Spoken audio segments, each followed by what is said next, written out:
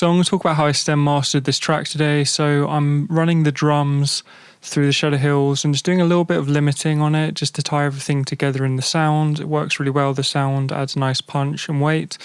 Then on the overall master, the stereo master, I'm doing a little bit of a low cut at 300 hertz roughly.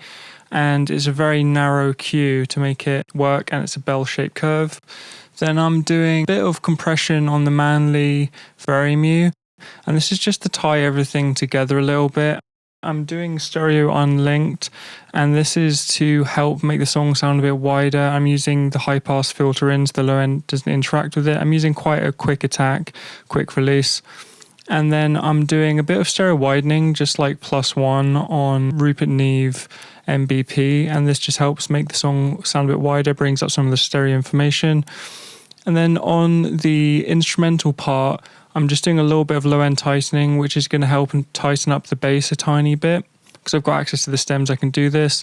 And then I'm just doing a bit of stereo width in the side information in like the mid frequencies. And this just helps brings things out a bit. And that's my I/O.